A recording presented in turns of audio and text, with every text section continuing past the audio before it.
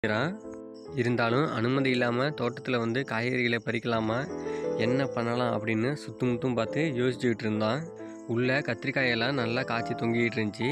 எல்லா கத்திரிக்காயும் என்ன பறிச்சுக்கோ என்ன பறிச்சுக்கோ அப்படின்னு சொல்கிற மாதிரியே இவனுக்கு தோணுச்சு. உடனே அவன் தன்னிடமே கேட்டுக்கொண்டு பறிச்சுக்கோ அப்படின்னு அவனுக்கே அவன் அனுமதி கொடுத்துக்கிட்டான். கத்திரிக்காயிலெல்லாம் பறிச்சுக்கிட்டு வந்த வழியே அவன் மறுபடியும் மதில் சுவரை தாண்டி குதிச்சான். அந்த பறிச்ச கத்திரிக்காயில கொண்டு போய் தன்னோட மனைவியிட்ட கொண்ட கொட்டினான். உடனே அவளும் அந்த கத்திரிக்காயிலெல்லாம் நல்லா சமைச்சான்.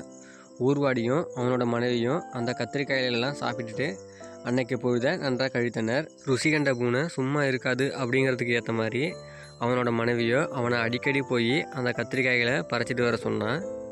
அவனும் பொண்டாட்டி சொல்ல தட்டாமல் தோட்டத்துக்கு போகிறதும் சிவரை ஏறி குதிக்கிறதும் அவனுக்கே அவன் அனுமதி கேட்குறதும் அவனுக்கே அவன் அனுமதி கொடுக்குறதும் அப்படியே கத்திரிக்காயிலெல்லாம் தினமும் வீட்டுக்கு பறிச்சிட்டு வர்றதும் ஒரு வழக்கமாகவே இருந்துக்கிட்டு இருந்துச்சு.